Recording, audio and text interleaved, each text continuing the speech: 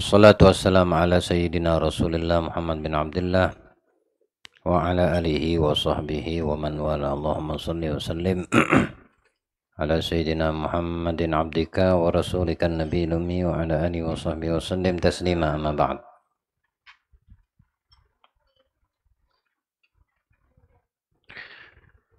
Telah kita dengarkan bersama bahwasannya putus asanya orang-orang yang tidak beriman kepada Allah di dalam upaya untuk menghentikan dakwahnya Nabi kita Muhammad SAW menjadi satu pelajaran bagi kita yang beriman, bahwasannya hanya mereka yang tidak memiliki Tuhan yang bisa berputus asa. Seberapa berat cobaan ujian yang didapati oleh orang-orang yang beriman, maka pantang bagi setiap orang yang beriman kepada Allah dan Nabi-Nya untuk berputus asa dari apa yang didapatkannya selama hidup di dunia. Karena bagian daripada putus asa bukan termasuk ciri orang yang memiliki di dalam hatinya iman kepada Allah. Allah Ta'ala di dalam Al-Quran menjelaskan perihal tersebut yang ditujukan kepada orang yang di dalam hatinya ada iman kepada Allah. Jangan pernah berputus asa, karena sesungguhnya Allah Subhanahu wa Ta'ala mengampuni semua perbuatan dosa, dan Allah Zat yang Maha mengampunkan.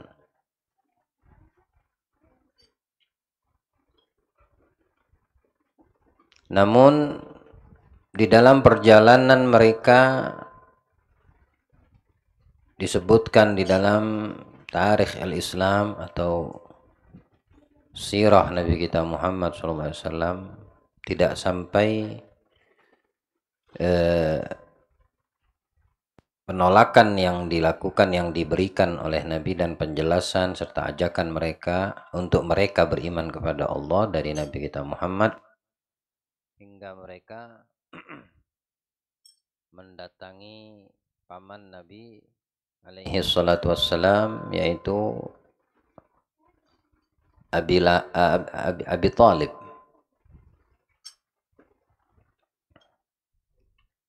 Dan kembali melakukan negosiasi dengan tujuan bahwasannya agar Abi Talib menghalangi atau menghentikan keponakannya yang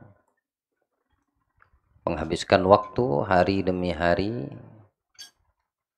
mengajak orang untuk beriman kepada Allah Subhanahu wa Ta'ala dan mengimani kerasulan Nabi kita Muhammad sallallahu alaihi wasallam. Ia mengatakan kepada Abi Talib, sungguh kami merasa gerah dengan apa yang dilakukan Muhammad, mengajak orang untuk beriman kepada Allah, menyalahkan daripada apa yang kami kerjakan, mencaci daripada Tuhan berhala yang kami buat dan kami ciptakan. Jika kamu tidak bisa mengatasi atau menghentikan apa yang dibawa oleh Muhammad, maka sampai kepada batasan sabar yang ada pada kami sendiri yang akan bertindak. Tolong sampaikan itu kepada keponakanmu. Lalu Abi Talib menyampaikan hal tersebut kepada Nabi kita Muhammad sallallahu alaihi wasallam dari apa yang disampaikan oleh musyrik, pembesar-pembesar Quraisy yang tidak beriman, agar Rasulullah tidak melanjutkan daripada seruan dan ajakannya terhadap Islam. Saat mendengarkan itu, Nabi merasa sedih karena pamannya ini Abu Thalib satu-satunya yang terus melindunginya sejak dari kecil, yang menjaga Nabi kita Muhammad Sallallahu Alaihi Wasallam, dan tidak ada yang berani menyentuh Nabi di masa hidupnya Abi Thalib karena mereka segan. Orang-orang kafir Quraisy dari semua suku yang ada di kota Mekah itu sangat menghormati daripada paman Nabi Abi Thalib. Hingga beliau wafat, baru Nabi banyak yang berani menyentuh Nabi, bahkan menyakiti beliau Sallallahu Alaihi Wasallam. Saat mendengar itu Rasulullah merasa sedih, bahkan di dalam riwayat beliau dalam keadaan duduk meneteskan air mata karena dikiranya pamannya sudah tidak lagi ingin membantu, memperjuangkan atau mungkin melindungi keponakannya, yaitu Nabi kita Muhammad. Walaupun bisa difahami bahwasannya perlindungan untuk Nabi Muhammad bukan datang daripada manusia, melainkan yang menciptakan semua alam semesta, yaitu Allah. Saat itu Nabi mengatakan kepada pamannya sebagai bentuk ketegasan Nabi, tidak akan pernah berhenti atau stop di dalam mendakwahi umat manusia kepada jalan yang diridhai Allah Subhanahu wa taala. Dan Nabi mengatakan, "Ya ammi, wahai pamanku, law wada'atis syamsu ala yamini wal qamaru ala yasari ala an atruka hadzal din ma taraktu hatta yuhakkimullah baini au ahlaka dunahu." Wahai pamanku, jika diletakkan di sisi kananku matahari dan sisi kiriku bulan untuk aku meninggalkan dakwah ini, maka aku tidak akan pernah meninggalkannya, meskipun nyawa jadi taruhannya, atau Allah memberikan ketentuannya, ketetapannya terhadap dakwah yang aku bawa ini. Lalu Nabi berpaling, meninggalkan pamannya Abi Thalib. Melihat kesedihan itu, sang paman tidak tega. Lalu dipanggillah Nabi kita Muhammad SAW. Beliau mengatakan kepada Rasulullah, "Ya Muhammad, lakukan apa yang ingin kau lakukan. Karena demi Allah, tidak akan ada yang berani menyentuhmu, menyakitimu, mengganggumu selama aku belum masuk ke dalam tanah." Nah, ini salah satu bentuk perhatian dan perlindungan dari sang paman, ya.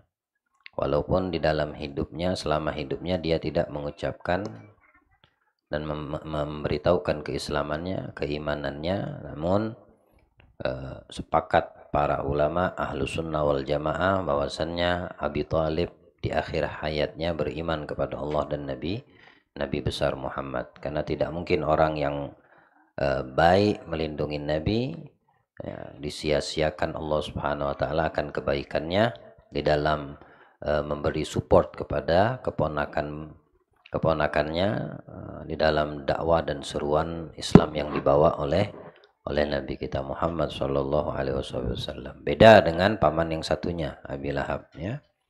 Memang betul-betul membenci Nabi, sampai akhir hayat pun tidak beriman kepada beliau Rasulullah. Maka Nabi pun tidak gentar, tetap memberikan seruan, mengajak orang, meskipun di dalam perjalanannya banyak ujian dan cobaan yang dihadapi oleh Rasulullah. Hanya saja orang-orang kafir Quraisy ini tidak bisa menyentuh Nabi secara maksimal, ya, dengan alasan adanya di tengah Rasulullah orang-orang yang masih memiliki power dan kekuatan, pengaruh yang besar di tengah-tengah sukunya, apalagi dengan masih hidupnya paman beliau Abi Thalib. Namun yang dikasihani adalah mereka yang tidak ada yang melindungi daripada orang-orang yang beriman kepada Allah, yang lemah bukan keimanannya tapi penjagaannya, sehingga mereka lah yang menjadi sasaran orang-orang kafir Quraisy ini. Untuk mereka dibuat kembali kepada ajaran atau keyakinan sembahan kepada berhala dengan keingkar terhadap apa yang dibawa oleh Nabi kita Muhammad shalawatu rabbi wassalamu alaih. Minhum diantaranya Ammar bin Yasir, ya. Salah satu cara yang dilakukan oleh orang kafir untuk memberikan siksaan kepada mereka orang yang beriman yang lemah, yang tidak ada pembesar-pembesar Quraisy yang melindungi dari yang sudah beriman. Maka itu dijadikan sasaran mereka. Semisal Ammar yang diketahui masuk Islam, juga ayahnya Yasir, juga ibunya Sumayyah. Mereka ini di bawah kuasa Abu Jahal, karena datang dari Yaman. Yasir, abahnya Ammar ini, Yasir bin Amir, datang dari Yaman, kemudian diayomi dan dihidupi, diurus keperluannya oleh suku Bani Makhzum. Dari situ Abu Jahal nasabnya bersambung, ya, Bani Makhzum. Lalu dimerdekakan oleh Abi Hudzafah Yasir dan dinikahkan dengan seorang wanita bernama Sumayyah, sehingga mereka tidak lagi berstatus budak setelah dimerdekakan, melainkan menjadi pelayan, tetap sebagai bentuk ucapan terima kasih kepada suku Bani Makhzum. Namun mereka tetap di mata kesombongan dan keangkuhan orang-orang kafir Quraisy, walaupun mereka sudah merdeka atau dimerdekakan, tetap di mata mereka layaknya budak, ya. Hanya saja ditugaskan sebagai bukan tuntutan, sebagai bentuk hutang budi, hutang budi kebaikan yang mereka dapatkan. Dijadikanlah mereka pembantu dan pelayan para pembesar Quraisy yang ingkar terhadap Nabi Muhammad. Dibawa Ammar dari pernikahan Sumayyah dan Yasir ini, lahirlah seorang putra yang bernama Ammar yang beriman kepada Nabi. Kemudian dengan dakwahnya Ammar, ibunya pun Sumayyah masuk Islam. Begitu juga dengan ayahnya Yasir masuk Islam, dan keislaman mereka diketahui oleh Abu Jahal. Akhirnya mereka menjadi pelampiasan orang-orang kafir Quraisy di dalam siksaan ataupun kepedihan yang dihadirkan oleh Abu Jahal. Hingga dikatakan Ammar bin Ammar dan Yasir dan Sumayyah ibunya ini diseret, diikat di gurun di tengah Sahara, padang yang panas di kota Mekah. Mereka bertiga diikat di satu tiang dan disiksa oleh Abu Jahal dengan siksaan yang bertujuan agar mereka keluar dari Islam. Diawali ayahnya Yasir dalam keadaan terikat dan tua, orangnya sudah tua.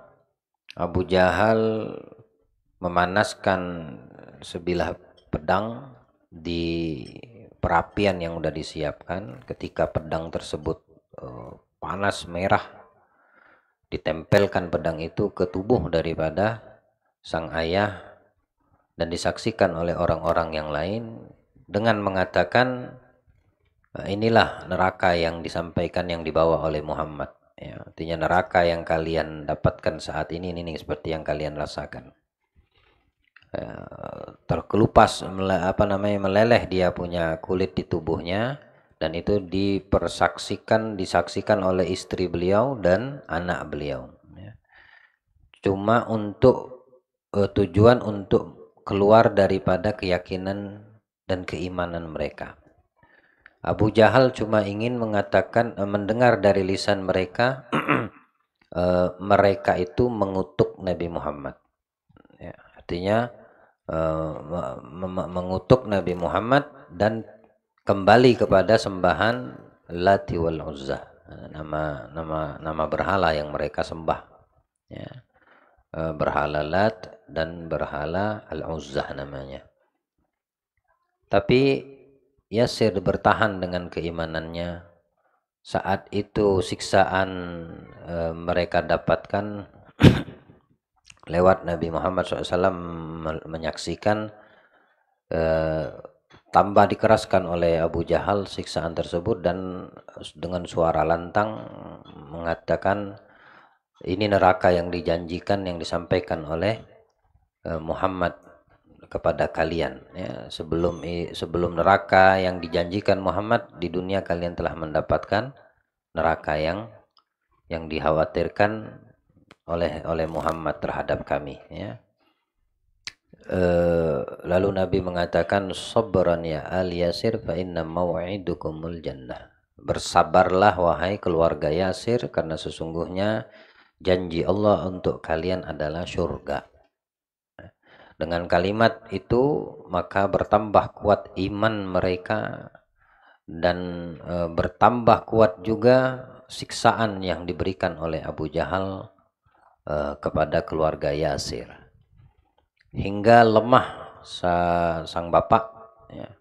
Tidak bisa lagi tenaga menahan tubuhnya yang terikat, kecuali tali yang tersambung antara badan dengan tiang yang di situ dia diikat. Diterik panas matahari yang luar biasa. Saat melihat kondisi sang bapak sudah lemah, lalu Abu Jahal ini menghampiri istrinya Yasir yang bernama Sumayyah.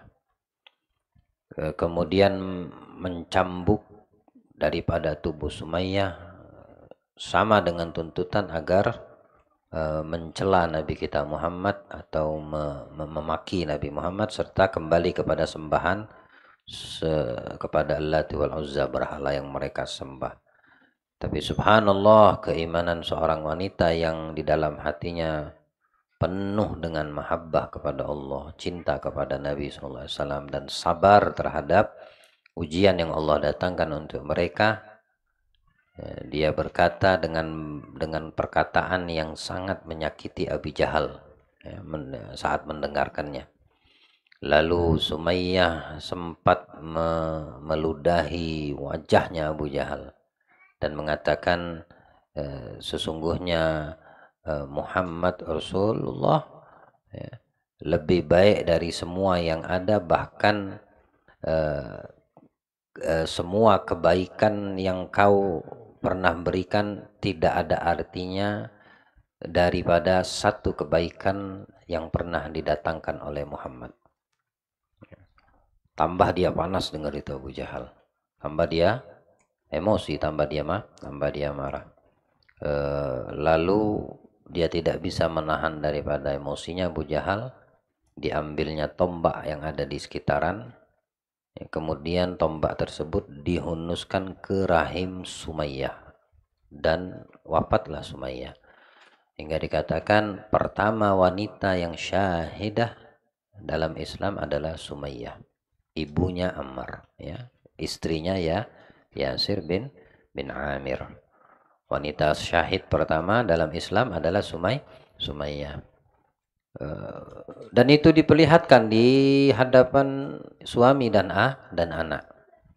Bagaimana mereka di dalam mempertahankan keimanan mereka, sabar mereka terhadap cobaan yang didapati akan siksaan tersebut. Setelah itu didatangi ya Ammarnya oleh Abi Jahal, lalu matanya dipukul dengan sebilah kayu atau sebilah besi. Matanya Ammar ya sampai dia punya mata itu tertutup satu karena apa bahasanya itu bengkak ya, bonyok gitu ya. Kemudian diambil besi panas dan ditempelkan juga di dadanya sampai dia punya dada itu melenyes ya, karena panasnya itu besi. Dan dibiarkan sampai terbenam matahari. Setelah matahari terbenam, dibawa kembali ke dalam kurungan, menunggu hari esok untuk kembali disiksa. Dibawa lagi ke tengah panas, tempat terbuka yang menjadi tempat siksaan orang-orang yang lemah ini. Lemah di dalam perlindungan, bukan di dalam keimanan. Lalu Abi Jahal menyiapkan besi yang sudah panas di tempat pengurungan yang di situ ada Ammar bin Yasir. Saat besi itu didekatkan ke arah matanya, tujuannya untuk ditusukkan ke matanya besi yang panas ini, Abi Jahal menginginkan Ammar untuk memaki Nabi Muhammad walaupun sekali. Ya. Maki atau caci maki Muhammad, maka engkau akan kubebaskan. Tidak ada lagi. Seolah-olah mereka jadikan satu sama lain taruhan antara pembesar Quraisy yang satu dengan yang lain. Mereka berlomba-lomba siapa yang terlebih dahulu bisa membuat tawanan mereka ini mengutuk Nabi kita Muhammad SAW, maka dia yang berjaya. Nah, hingga terjadilah di dalam tekanan tersebut siksaan yang didapati oleh Ammar. Satu lagi yang sahabat Nabi bernama Suhaib. Dua orang ini disiksa sampai tidak sadar apa yang diucapkan oleh mulutnya. Ya bahasanya sampai gila gitu. Ya, akal sehatnya hilang karena dahsyatnya itu siksaan yang mereka dapatkan. Jadi ngomongnya sudah ngawur, bahasanya sudah ngawur karena sudah menderita betul dari siksaan yang didatangkan oleh ini orang-orang kafir Quraisy. Waktu mau ditusuk matanya dengan besi yang panas, dia cuma minta lisan Ammar ini mengutuk Nabi Muhammad. Dalam keadaan dia sudah tidak tahu lagi apa yang dibicarakan, akhirnya dia betul-betul mencaci Nabi Muhammad, Ammar bin Yasir. Tapi ketika itu terucap dari lisannya dan sudah terucap, lalu banggalah ini dan bahagialah Abi Jahal dan orang-orang yang ada di sekitarnya. Dia merasa menang karena tawanannya ini bisa dikalahkan. Ya, dengan siksa yang bertubi-tubi diberikan, akhirnya ini tawanan mengalah dan berani mengutuk atau mencaci maki Nabi kita Muhammad sallallahu wasallam alaih, dan dia menyadari hal tersebut hingga menyesali. Lalu dia mendatangi Nabi Muhammad SAW dan menjelaskan kejadian yang terjadi. Kemudian Nabi bertanya, apa yang engkau rasakan saat engkau mengatakan hal tersebut? Maksudnya saat memaki Nabi atau mengutuk Nabi Muhammad. Bagaimana keadaan hatimu, kata Nabi. Maka kata Ammar, hatiku dalam keadaan mutmain. Artinya tidak ada di dalam hatiku ikut mengucapkan hal tersebut, hanya sekedar lisan saja. Ya, bukan berarti ini keinginan, tapi di bawah tekanan dan paksaan yang jika tidak diikuti paksaan tersebut betul-betul akan dari ancaman tersebut betul-betul akan dilakukan oleh Abu Jahal. Dan dalam keadaan dia sudah tidak lagi sadar dengan apa yang diucapkan, ya, maka terucaplah kalimat yang tidak baik yang ditujukan kepada Nabi kita Muhammad, bukan dari hatinya. Sehingga apa yang dikatakan Ammar bin Yasir dari penjelasannya kepada Nabi, Allah Subhanahu wa taala menurunkan ayat yang membetulkan bahwasannya apa yang dikatakan oleh Ammar terhadap ucapannya yang ditujukan kepada Nabi Muhammad hanya di bawah tekanan, tapi hatinya tidak melakukan hal tersebut. Ya, artinya tidak dibetulkan oleh Allah, ya, menunjukkan bahwasanya hati setiap hamba-hamba Allah itu selalu menjadi tempat perhatian Allah. Ya. Jadi kita bisa mengambil pelajaran bahwasanya apa yang ada di dalam hati itulah yang diperhatikan dan dilihat sama Allah. Apalagi kalau dibawa tekanan seperti yang didapati oleh mereka para sahabat yang lemah, ya, bukan di dalam keimanan tapi di dalam perlindungan untuk mereka. Ya. Makanya sebaik-baik generasi adalah ya yang generasi bersama Nabi, para sahabat yang mendapati Nabi. Ya, mungkin kalau kita berada di masa tersebut tidak ada yang kuat. Kita dengan sedikit tekanan ekonomi saja sudah nggak waras, ya. Iman kita sudah berani menjual iman sebagian orang, naudzubillah, ya. Tekanan ekonomi apapun yang kita dapatkan di zaman kita saat ini, jangan sampai iman kita bermain. Jangan sampai iman kita ikut di dalam keadaan yang terjadi. Tidak boleh ya terjadi pada diri seorang yang betul-betul di dalam hatinya beriman kepada Allah meragukan dari semua yang telah ditentukan dan ditetapkan oleh Allah Subhanahu wa taala dalam keadaan apapun kondisinya. Dalam keadaan apapun kondisinya, ya. Mau moneter, mau harga mahal, mau ini, mau itu, tidak ada yang menggerakkan hati orang yang beriman di dalam apalagi meragukan apa yang telah menjadi ketetapan Allah Subhanahu wa taala. Ya, seperti itulah harus kita orang-orang yang beriman sebagaimana generasi terbaik di masa Nabi kita Muhammad sallallahu alaihi wasallam. Di antara mereka para sahabat yang mendapatkan siksaan adalah Bilal ibn Rabah. Bilal ibn Rabah, seorang budak daripada Umayyah bin Khalaf. Umayyah bin Khalaf yang mengikat Bilal, kemudian dikelilingi dia di kota Mekah dengan mengajak anak-anak kecil untuk mencemooh Bilal.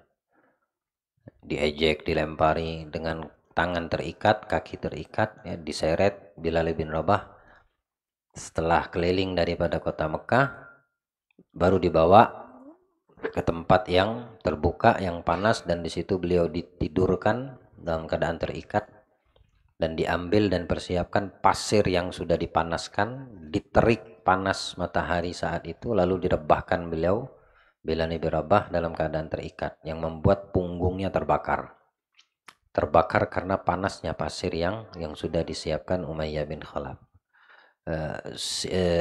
Siksaan yang begitu dahsyat yang mereka dapatkan, ya, mereka rasakan orang-orang beriman dari generasi pertama sahabat Nabi Muhammad sallallahu alaihi wasallam. Karena tabah dan sabar mereka itulah kita bisa beriman saat ini, ya. Kita dalam keadaan nikmat saat ini itu tidak lain karena pengorbanan mereka, generasi Nabi kita Muhammad dan mereka yang ada di sekitarnya. Semoga Allah meridhai mereka.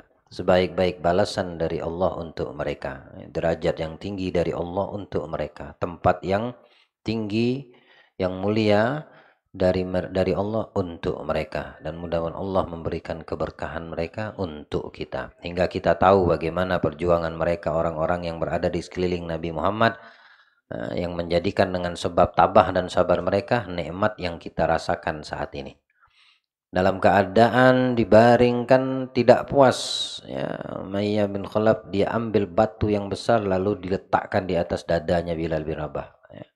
Kemudian terbakar lagi dia punya badan yang bagian depan belakang semuanya terbakar, bakar karena panas, ya, panas. Keadaan cuaca kota Mekah saat itu musim panas dan ditambah bumi yang panas, di atas dadanya diletakkan batu yang panas.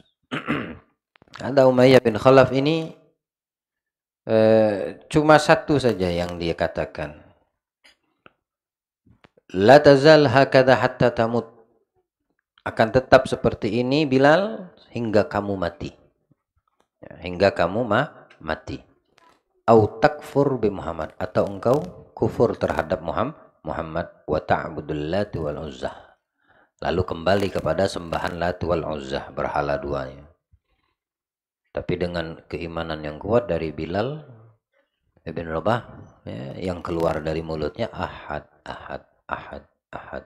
Itu Allah, Allah, Allah satu-satunya. Nggak ada selain Allah. Nggak akan kufur kepada Muhammad utusan Allah. Utusan Allah tidak akan menyembah Lat wal Uzza. Ya. Cuma Allah yang disebutnya. Hingga berkali-kali dibujuk oleh Umayyah bin Khalaf. Hingga tiba waktunya dibawa kembali ke ke kurungannya, tempat tahanan. Lalu di situ sudah disiapkan setrika besi yang sudah menyala di dalamnya api, lalu ditempelkan ke pundaknya. Cuma untuk mengeluarkan kalimat ini aja, karena mereka bersaing satu sama lain siapa yang duluan bisa berhasil. Ya. Hingga mereka mati atau mereka kufur terhadap Nabi kita Muhammad. Ya. Tapi Bilal tidak, tetap yang keluar dari mulutnya ahad. Nah, keimanan mereka ini membuahkan hasil. Bahkan Nabi Muhammad bertanya kepada Bilal, pernah bertanya kepada Bilal, wahai Bilal, semalam aku masuk ke dalam surga dan kulihat langkah kaki sandalmu ada di surga mendahului aku. Kata Rasulullah. Apa yang kau lakukan? Amal apa? Kata Nabi. Nabi bertanya, amal apa yang kau lakukan hingga sandalmu mendahuluiku masuk ke dalam surga radhiyallahu anhu Allah. Kata Bilal, ya Rasulullah, sungguh tidak ada amal yang melebihi amalmu, ya. Bagaimana bisa langkah sandalku atau telapak kakiku, sandalku suaranya ada di surga terlebih dahulu? Kecuali daripada amal yang aku tidak pernah lepas atau putus kulakukan, setiap kali aku bersuci, berwudu dengan wudu yang sempurna. Wudu yang sempurna ini dengan sunnah Nabi Muhammad, bukan asal wudu. Cuma mengambil yang fardunya saja, yang wajibnya saja. Tidak, betul-betul yang sunnahnya pun dilakukan. Setelah aku selesai wudu, aku sholat 2 rakaat. Kata Bilal. Sholat 2 rakaat ba'diyatul wudu. Setelah berwudu. Dan itu disunnahkan karena diikrarkan oleh Nabi Muhammad sallallahu alaihi wasallam. Nah, melainkan dengan itu aja amal yang rutin aku lakukan ya Rasulullah. Nah, dengan itu kita tahu bahwasannya orang yang selalu berwudu, setelah selesai wudu dia sholat 2 rakaat, ya, apa yang didapatkan oleh Bilal, kemuliaan tersebut Allah menjanjikan untuk mereka, ya, yang istiqomah di dalam menjaga wudunya, menjadi calon penghuni surga, ya. Lagian orang yang selalu menjaga wudhu, tidak putus wudhu dalam setiap keadaan. Jadi wudhu itu bukan pada saat hanya mau sholat. Kapanpun ente mau keluar, ente dalam keadaan suci. Ente mau tidur pun dalam keadaan suci. Supaya apa? Kalau itu adalah tidur yang nggak bangun lagi nanti, kecuali di hari kebangkitan, maka tidur menghadap Allah. Tidurnya dalam keadaan suci dan diangkat ruhnya dalam keadaan tahur, dalam keadaan suci, berjumpa dengan Allah Subhanahu wa taala. Allah dalam hadits qudsi pernah mengatakan, man tawaddo'a, siapa orang yang man hadatha thumma yatawaddo, siapa orang yang berhadas ini berhadas kecil maksudnya, kemudian dia bersegera berwudu. Man hadatha thumma tawadda'a, man hadatha wa lam yatawaddau, siapa orang yang hadas tapi dia tidak berwudu, arti tidak bersuci, mendiamkan dirinya dalam keadaan hadas, sepanjang hari dalam keadaan dirinya hadas. Kata Allah, faqad jafani, maka hamba tersebut, orang tersebut telah menjauhkan diri dariku. Jadi kalau kita ada dalam keadaan hadas, cepat-cepat wudhu. Karena kalau kita biarkan diri kita dalam keadaan hadas, maka kita, kata Allah, sama saja kamu menjauhkan dirimu dari aku. Nah, menunjukkan artinya apa? Kalau pengen tetap punya komunikasi dengan Allah, maka jaga wudhu. Selama kita berwudhu, selama kita dihukumi suci dan ada wudhu, maka tetap kita memiliki kedekatan dengan Allah. Tidak terputus hubungan ruh tersebut dengan yang menciptakan ruh. Man hadatha walam yatawadda faqad jafani. Siapa orang yang hadas lalu dia diamkan dalam keadaan hadas tidak berwudu, maka dia telah menjauhi dirinya dari aku. Wa man yatawadda walam yusalli rak'atain faqad jafani. Siapa orang yang sudah berwudu tapi dia tidak mendirikan 2 rakaat sholat sunnah setelah wudhu, maka dia telah menjauhkan dirinya dariku. Ya. Hadas kagak wudhu menjauhi dirinya berarti dari Allah. Hadas berwudhu berarti dia menyambung hubungan dirinya dengan Allah. Habis wudhu dia tidak sholat 2 rakaat sunnah wudhu, berarti dia memutuskan hubungan dirinya lagi dengan Allah. Paham? Wa man yatawadda wa lam yusalli rak'atain, dalam riwayat walam yarka rak'atain faqad jafani. Dia tidak, barang siapa yang berwudu tapi tidak sholat 2 rakaat sunnah wudu, berarti dia telah menjauhkan diri dariku. Wa man yatawadda wa yusalli rak'ataini wa lam yad'uni faqad jafani.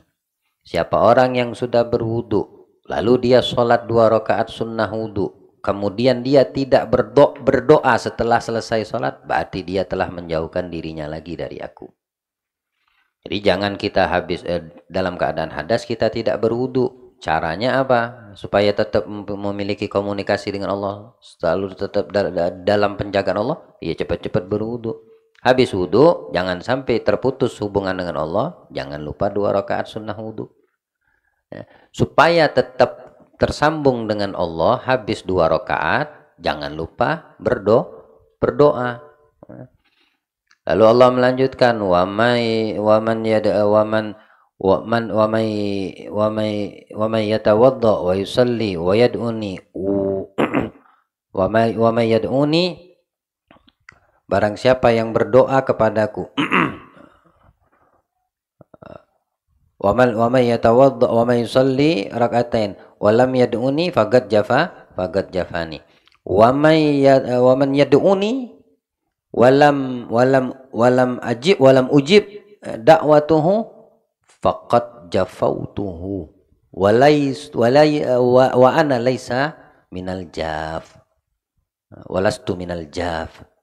Siapa orang yang berdoa kepadaku lalu doanya tidak aku kabulkan, berarti aku yang menjauhi diri darinya, dan aku bukan Tuhan yang menjauhkan diri dari hamba.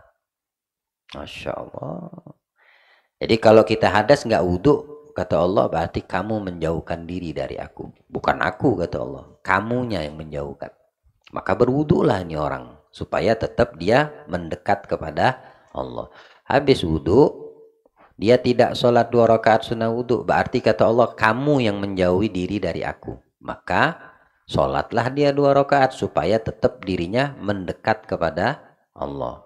Habis sholat dia tidak berdoa meminta kepada aku, kata Allah, berarti kamu yang menjauhkan diri dariku, bukan Allah. Maka habis sholat jangan tidak berdoa supaya tetap tersambung dengan Allah. Kalau doa yang sudah berdoa, habis wudhu, sholat, berdoa, dan doanya tidak dikabulkan, tidak aku kabulkan, kata Allah, berarti sekarang posisinya aku yang menjauh darinya. Dan aku bukan Tuhan yang menjauhkan diri dari hamba. Maknanya apa?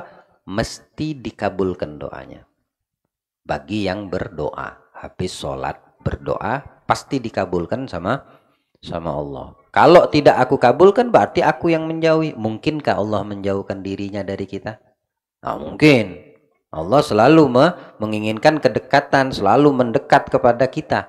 Tapi kita yang kadang menjauh. Ya. Kalau ada orang yang mendekat kepadaku dalam hadits qudsi yang lain, kata Allah, dengan 1 langkah, Dengan satu jengkal aku mendekat kepadanya satu hasta. Bayangin tuh. Siapa orang yang mendekatku dengan berjalan, aku mendekat dengannya dengan cara berlari. Artinya Allah lebih cepat untuk mendekat kepada kita daripada cepatnya kita mendekati diri kita kepada Allah. Makanya seperti itu juga hadis yang berkaitan dengan wudu ini, itu adalah silah hubungan antara kita dengan Tuhan kita Allah dalam segala hal, segala keadaan, ya. Upayakan selalu dalam keadaan wudhu. Tidak harus ketika mau sholat saja. Ya, coba tanya sama diri nih malam nih yang hadir maulid ini, ya, Anda dalam keadaan wudhu atau Anda dalam keadaan tidak berwudhu, artinya hadas, ya. Nah, kalau seandainya setelah kita tahu kemuliaan ini, cara untuk mempunyai komunikasi selalu dengan Allah yaitu dengan cara berwudu, maka jauh usah berat untuk melakukan wudu. Walaupun ente batal habis wudu, nggak sengaja kentut misalnya, balik lagi ambil wudu, ada susahnya. Jadi upayakan selalu dalam keadaan tidak hadas.